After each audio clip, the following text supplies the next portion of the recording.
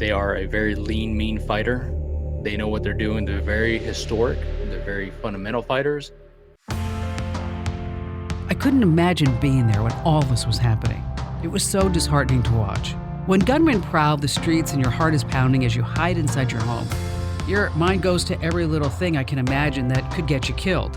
A smartphone, a personal computer, a single song that you sang so proudly yesterday could bring you nothing and your family devastation today. Well, this is the reality for millions of Afghan citizens. Imagine you're faced with this impossible choice. What do you do with your digital world? Everything from your passport, your text, your financial accounts, your laptops, your tablets, your social media accounts, everything. Do you just erase it all? Get rid of it for your very own safety? Now that the Taliban has taken over, millions of people are racing to just get rid of every last trace of their online lives. Every photo is a link to the past, and the Taliban are cruel. They're unforgiving. They are just horrible. Here in the United States, we would never really think or even consider that our government would kill us because of the contents of our phone.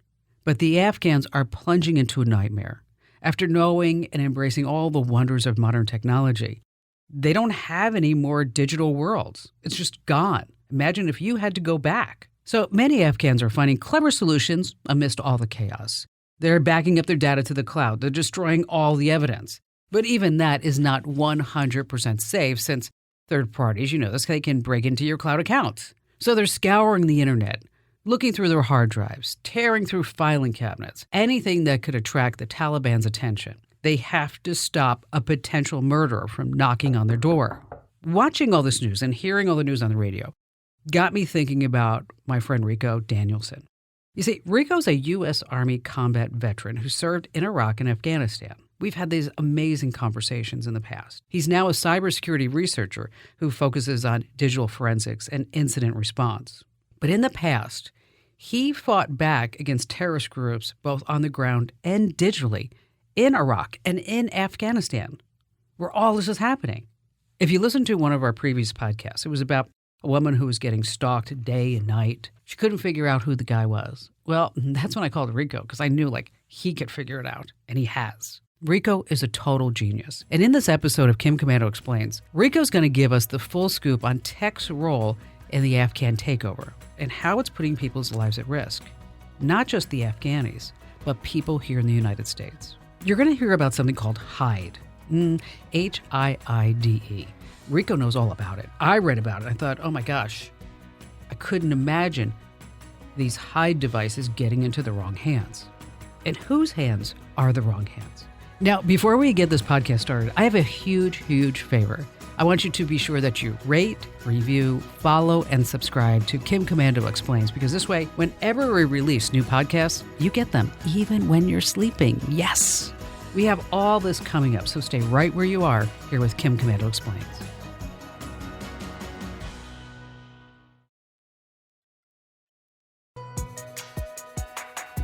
Just looking at the pictures on the news, I'm telling you, wow, I couldn't imagine being in Afghanistan. I couldn't imagine just the devastation, the effects it would have on my family life and my friends and my work. And when I did see the images, I thought to some previous conversations I had with Ricoh Danielson, because he was there. He knows what it's like. So when I read about these HIDE devices, I just knew that Ricoh would have the scoop. So joining us is Ricoh Danielson. So Ricoh, tell us about your history with the Taliban. So my history with the Taliban, I've actually fought against them in Afghanistan, and I've actually helped train different various organizations and contingent forces to fight against them. They are a very lean, mean fighter. They know what they're doing. They're very historic. They're very fundamental fighters. But as we see, they have been yet to be defeated, all the way from the Spartans, all the way to the Russians, to the Indians, to now us. We have not defeated them. And they are some really, really good fighters, and it's very disheartening to see what's going on right now. Oh, it is. I mean, I saw the image of the girls on their way to school and the Taliban all around them. I thought, gosh, if I had a 12-year-old girl, I wouldn't let her leave the house. Yeah, that's some solid advice right there. Just wouldn't be possible. So I was reading about these things called HIDE, handheld interagency identity detection equipment. Mm-hmm. What are they? So actually, this is a very old technology, believe it or not.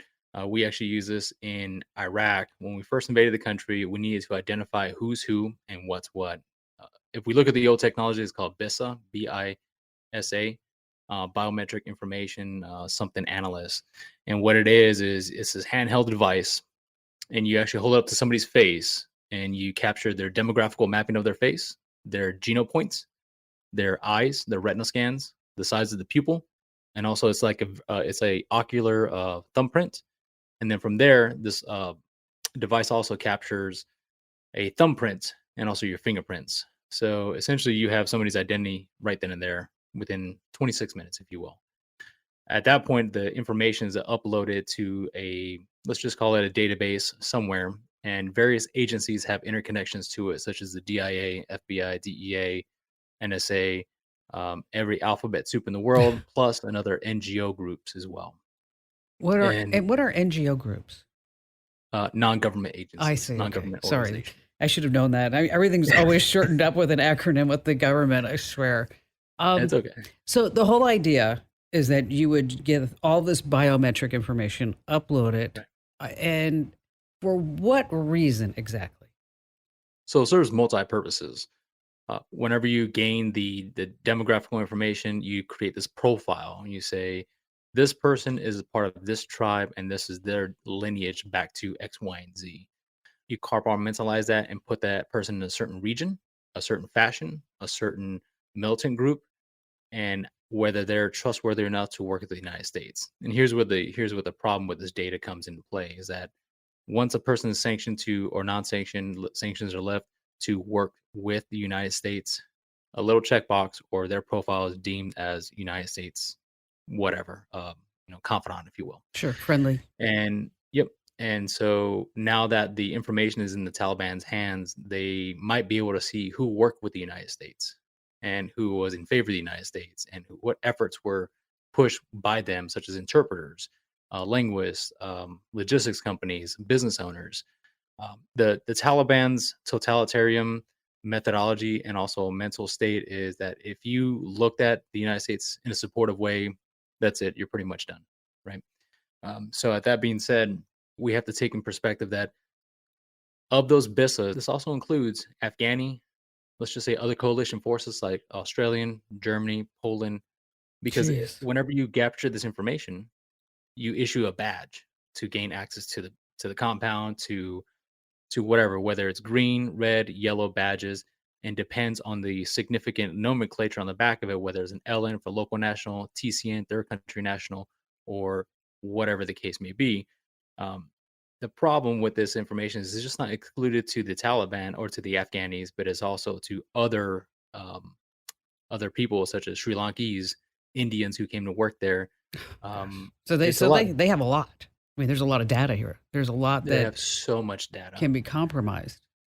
Tons of data, tons of people's information, private information, addresses, next of kin, social securities, jinsias for Iraqis.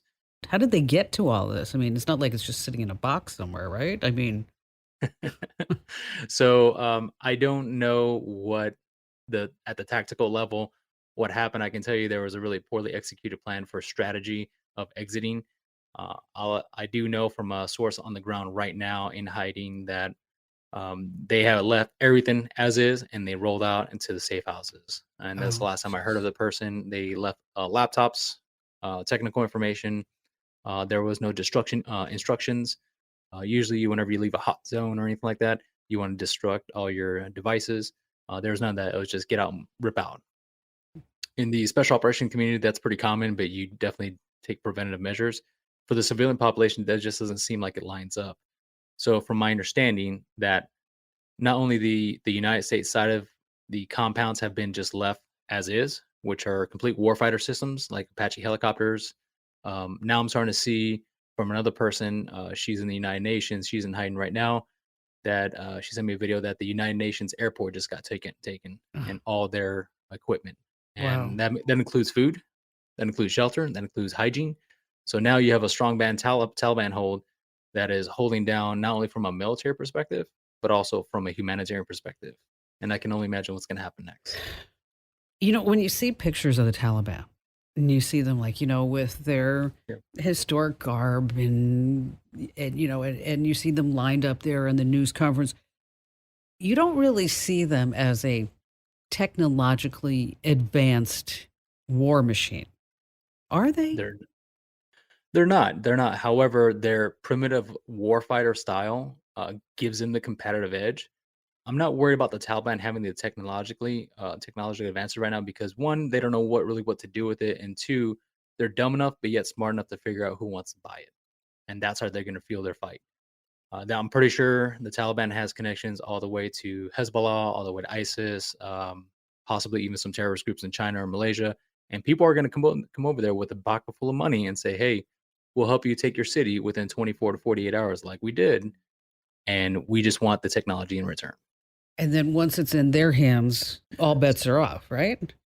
Sometimes I believe that what's going to happen is whoever acquired the technology, the warfighter systems, and stuff like that, they're going to probably want to reverse engineer a lot of what was on it. Like, give you an example, there's a thing called a FLIR 360 camera that goes on the bottom of a helicopter, and it could pick you up a mile away. It can identify whether you're male, female, how tall you are, how much your blood is flowing through your body, just based on thermal imaging.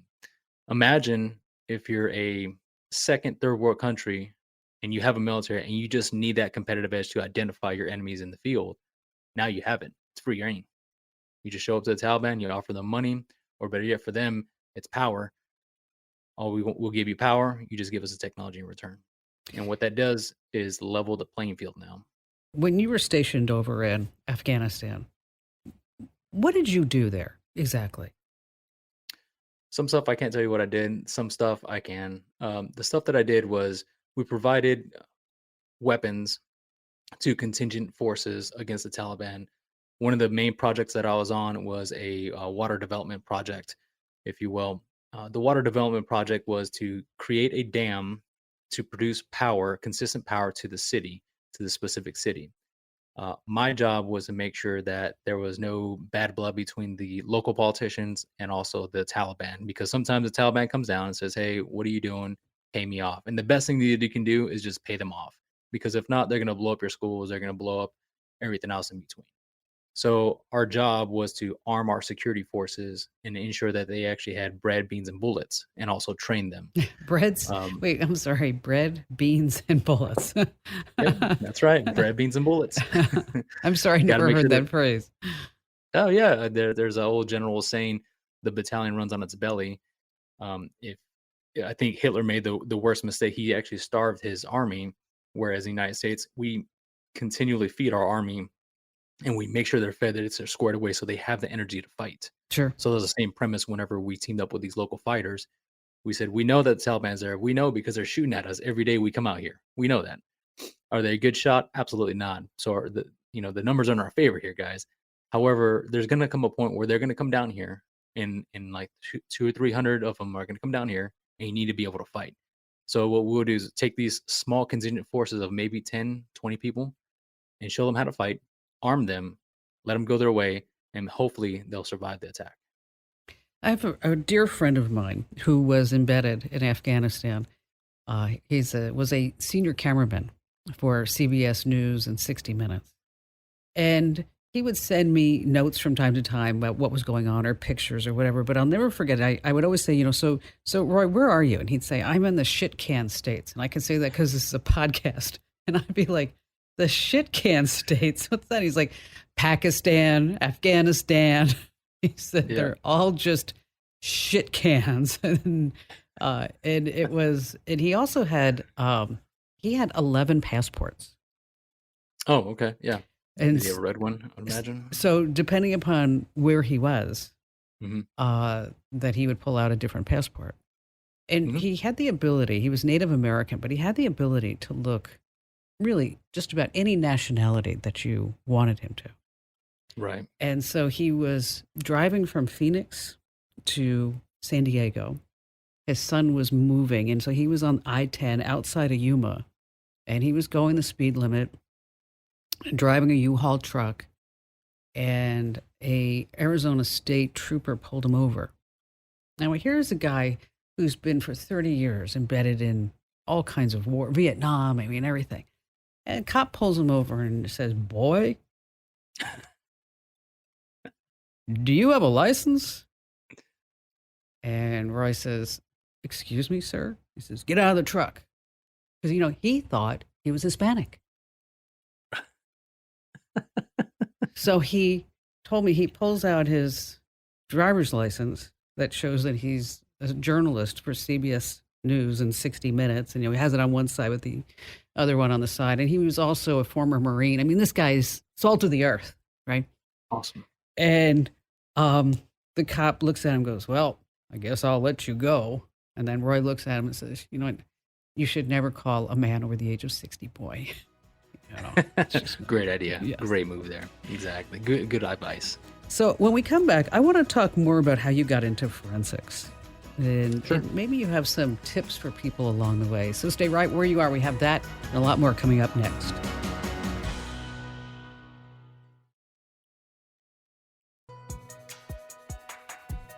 So, Rico, tell me, how did you get into forensics? So I got into digital forensics when I first went to the Army. We were doing a raid in Ramadi, Iraq, and this technical guy, if you will, came with us on a raid, kicking in doors, chasing bad guys, snagging and bagging, right? And we go back to the compound, and he said, "Hey, come here. You want to see something cool?" I said, "Check. Good to go, sir. Let me take a look." And he just really did something real simple, plugged in the phone to the UFED, and it just dumped all the data. And at that point, I saw where the commander actually made a commander's intent, commander's decision right live on the battlefield, said, "Hey, we got to go chase these phone numbers down this direction. Let's go back out there." I thought for a moment that digital forensic stuff is going to be in the consumer marketplace here real soon, real fast. So while I was in deployed, I stayed in touch with that guy. And then while I was in law school, I actually specified more specifically in digital forensics in that area of practice. Do you think most people are aware of how much information they store on their phone, what could be tracked about them? And I mean, my inclination is that they have no clue. I mean, they really don't understand that the power of this iPhone or Google Pixel or whatever, Samsung Galaxy, whatever. I don't think they fully understand that everything that's on there and what can be tracked and found out about them. True. I agree. A lot of people don't understand. Sometimes people don't want to understand. And number two, to actually be totally secure, such as an extreme, like they reference in extreme privacy, it takes a lot of effort. It takes multiple efforts. It takes change in behavior. That's where at the fundamental level it starts. I don't know if people really thoroughly understand what needs to happen at the cell phone level, or better yet, at the behavior level. Once they understand those two, then you can start, you know, having more privacy, if you will. So are you talking about things like using like Signal as an app or Sure. encrypting and VPNs and all that other good stuff? Absolutely. I mean, you look at it from a multi-layer. Look at it from an Oreo, right? You have the top layer. What are you gonna do from the top layer? Use your VPN.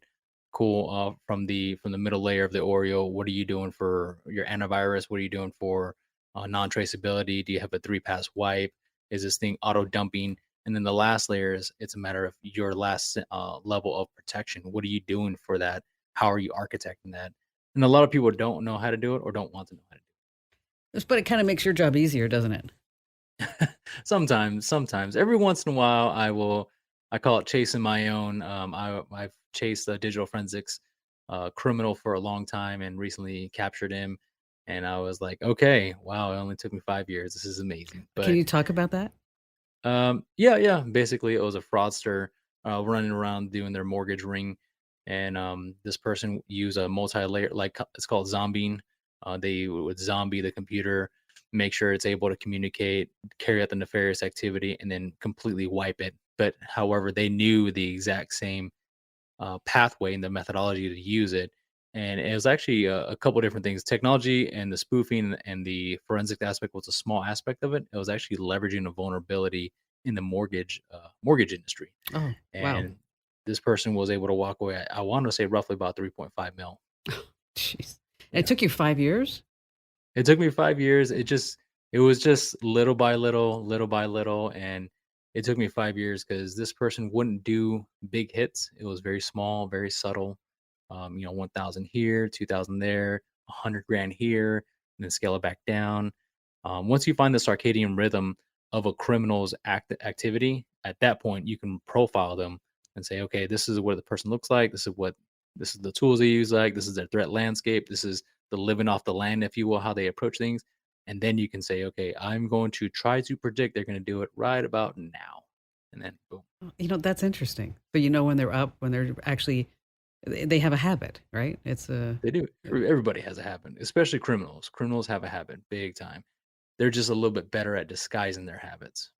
so I've been getting, it seems like, a lot of phone calls from people who are going through divorces, Okay. and where like one gal, like she was wondering like how her husband could have complete access to all the security cameras, and of course, did you have a Nest app? Did you change the password? Okay.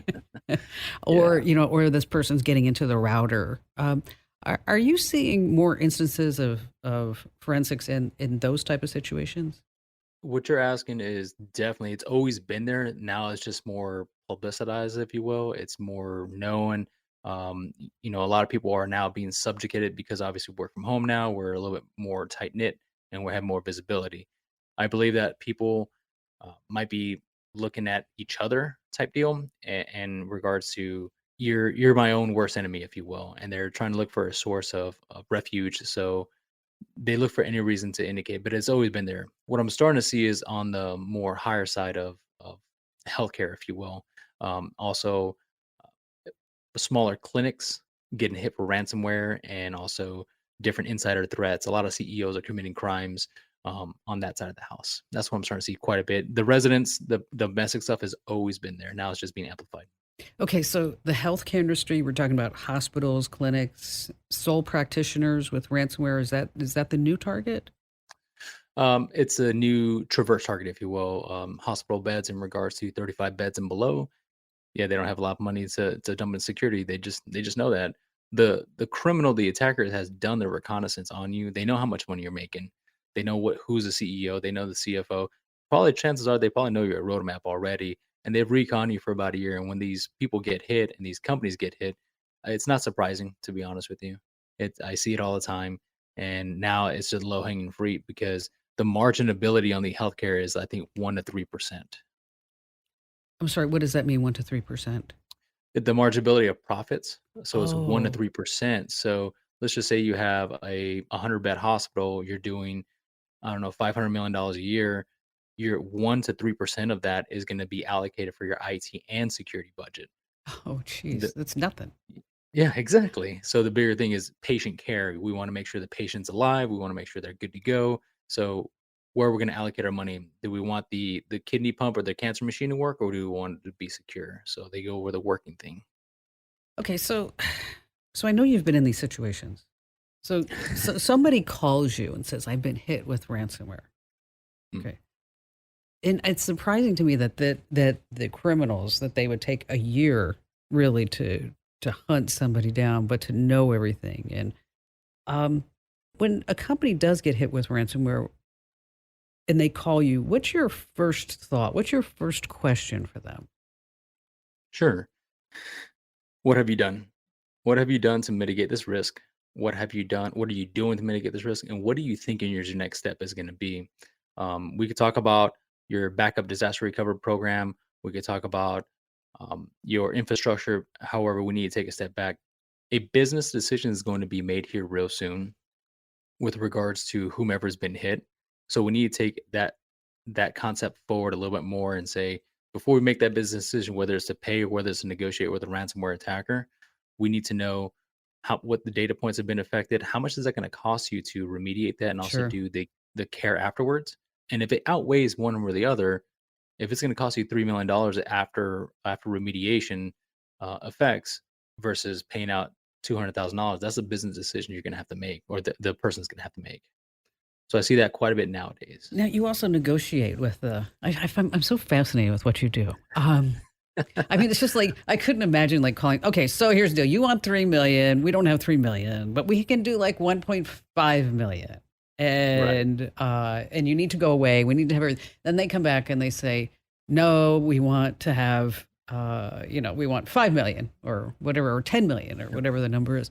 So how do you start to negotiate? I mean, it's almost like negotiating with a kidnapper.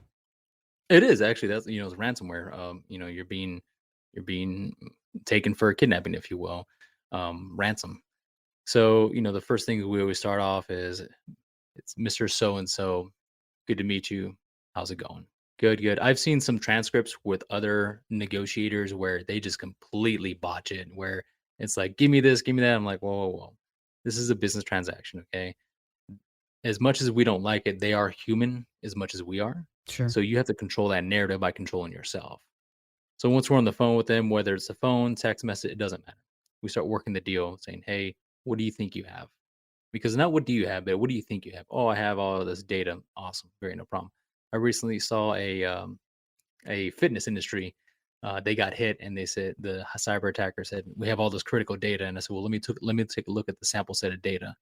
And it's like person's name, meal plan, meal plan, meal plan, chicken nuggets, and I go, okay, so I'm talking to the CIO and I said, okay, so this, how much do they want? And they go, 1 Bitcoin. Yeah, tell them no, no, because by the time you provide credit monitoring to this person or whatever it is, um, you're gonna be so far in the debt that you might as well just go out of business. So that's kind of an example of it. Well, there was a case, and I can't say who it is or anything like this, but I was talking to a lawyer who was involved in a ransomware negotiation.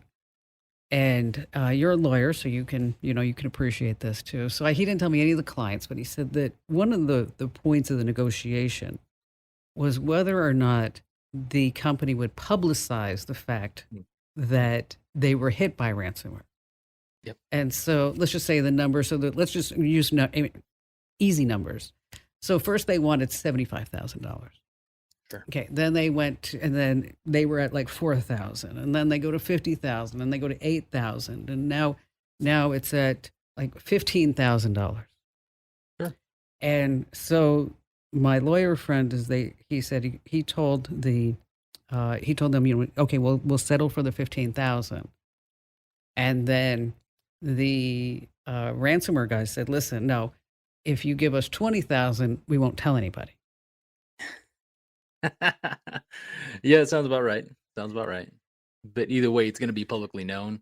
So that's just a bad ransomware negotiator on the attacker's part. Just to say I that. would, yeah, that's one of the things they will ask you is say, hey, are you gonna go public with this? Cool, no problem. We'll go ahead and alleviate that and kind of lower that blow, if you will. And here's what we do. I've actually seen some of the arrogance of some ransomware attackers like, hey, we'll go ahead and do remediation for you if you like as well, your stuff. And it's like, "That's so nice. Thank you, guys. I appreciate it." You're just so awesome. That was so great of you. So, the FBI, they go back and forth and they say, I mean, I know we're off the tangent of the Taliban, but we'll Sure. go back to that in just a second. But I know the FBI, they say, you should pay them. Isn't that their latest advice? You should just pay them the Bitcoin or whatever they want. I've heard from different organizations within the FBI, and they say pay them no payment. However, we have to take in consideration. Remember, the FBI is in the business for themselves. Yes, they're here to do some service for us, but they're in the business for themselves.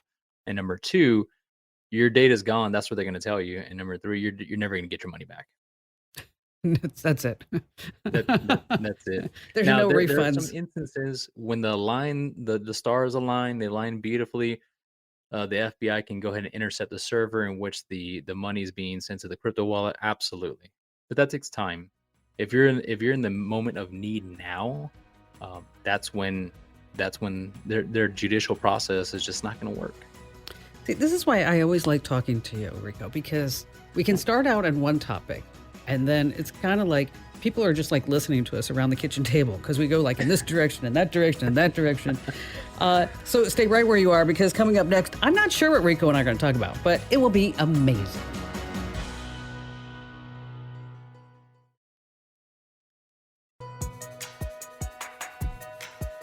Okay, Rico, let's go back to the Taliban.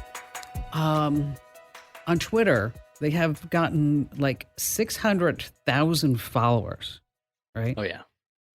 Facebook's trying to figure out what to do with them, and YouTube's trying to figure out what to do with them. Are they really using like mainstream social media to spread their word effectively? Probably not, but is that how they're getting their word out? Right, exactly. So that is very true. They're actually going to leverage social media quite a bit. That's exactly what happened in Libya whenever the government was overthrown. they were actually coordinating cyber or bomb attacks and also airstrikes via Twitter. So I wouldn't be surprised that there was some of the influence on this side of the house as How did well. they I do that wouldn't on Twitter and nobody picked up on it? You just drop a longitude latitude, and there you go. That's it. Wow. And then it happens. Um, yeah, it happens. Remember, there's barely any regulation in regards to um, social media communication and stuff like that. There's the big brother, obviously, big tech who wants to come in and do whatever they want. But when it comes to cell phone, I mean, a country can go ahead and just blacklist the whole cell area and then completely wipe out technology, all right, or the communication technology. But they're going to send up their own WAN and LANs areas so they can communicate. So, and the best possible way to hide is to put on social media because it gets inundated with so much data, so Yeah, that's much true. data. Yeah, the data stream's just too much for you to really go through all that. Do they Absolutely. use like secret apps for communication between themselves? I've seen some secret apps being developed. There are very few of them. They sometimes people just go back to the generality of using Signal versus until that thing is worn down, or WhatsApp until they get made and they drop that and they get a new account and figure out that way. So there's different various ways. I've seen quite a bit of terrorist organizations have their own apps and have their own websites and have their own infrastructure. So, what do you think's going to happen now in Afghanistan?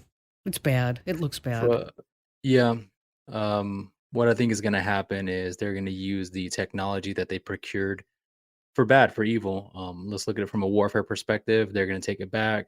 They're going to use that technology probably against us, the United States. They're probably going to use it against different allies of the United States. The Taliban is very vindictive and long holding, and that's what they do. They hold grudges for 20, 25 years, and that's just based upon their ideology. I wouldn't be surprised if we start seeing attacks. Now, from the home front on their side of the house in local Afghanistan, they're going to go in phases. They're going to go house by house to figure out who did what and what did who, and they'll probably start executing people there publicly. Oh, I think they already started. how long were you over there? Off and on between Iraq and Afghanistan. I did about 9 rotations. Oh, that's a lot. So, Yeah. what do you feel looking at what's going on right now, knowing that you were there on the ground? I mean, you had a play in all this, trying to make sure that the United States had control over it. I go back and forth on it. Some emotions come up, some don't. One thing I would definitely say is, whether you're on the private side, agency side, or whether you're on the soldier side, our efforts weren't wasted. Our efforts were to keep the wolf at bay, and that's what we did for 20 years. There was no attack on the United States That's true. for a long. Yep, that's very true. So I think I'll go ahead and take that win. Um, but I see now that we've basically let the wolves out of the den that we corralled them in. It's going to be very interesting. It's going to be very heartbreaking too. So, Rico, before we leave, Sure. tell everybody about you, what you do, and how they can contact you. Because didn't Uh, we? Okay, we did a podcast, and you got like a couple of really cool gigs, didn't you? yeah. I've done awesome things in my life. I'm very blessed to have done cool things, as I've been told by a significant other of mine. She likes to call me Batman because I just do everything. So I was like, I wish I had Batman money, but nonetheless. You will. um, yeah, recently been hands deep into cyber negotiation. My forte is incident response, helping people and businesses get out of cyber incident response issues in the best practices that's the best interest for them. And that might also entail, patient data, banking information, retail. All it just runs it facet. Where it's all stemmed from was actually doing digital forensics from cell phones on cell phones on computers for civil and criminal cases. Now I'm starting to get breaking into very, very rapidly the cyber ransomware negotiation part of it, where we sit down with a threat actor, we sit down with the CIO, the CISO, and say, hey, here's kind of what we're looking at, folks. What are we gonna do? And we figure it out from there. And then, so how does somebody get a hold of you? They can always email me, rico.danielson@gmail.com. They can always do that. I still can't believe you give your email address. Yep, absolutely. I Come will on, always do dude. that. I will always do that. All right. Go. Thanks for joining us. We'll see you soon. Rock and roll, of course. You got Anytime. it. Right on. Thanks. There's always a double-edged sword with tech. For all the good that it does, it can be also turned into a weapon. I remember when Rico said that although the Taliban isn't super technologically advanced, it doesn't matter. In a way, it kind of gives them an edge. They can focus on brutality and get their tech and sell the tech and get money from other nations. And keep in mind what he talked about with that Oreo cookie. I mean, what exactly are you using for a VPN? You should be using ExpressVPN. What about your antivirus software? Okay, Total AV. What about all your other levels of protection? We don't know how this is all going to end up. And it was never my intention to play politics. I wanted you just to be informed and to know exactly what was going on. So do me a favor, rate, review, like, and follow this podcast. And don't forget, you can always find me 24/7 on social media. Instagram.com/KimCommando. Get this. Facebook.com/KimCommando. Wait, there's more. LinkedIn.com/KimCommando. Pinterest.com/KimCommando. You see the trend here? You see the trend? So stop ghosting me. Follow me on all my social media because I'm posting day and night. And of course, you can find me 24/7 over at Commando.com. That's with a K, of course, not the C. You know what that is. KOMANDO.com. And thanks for listening.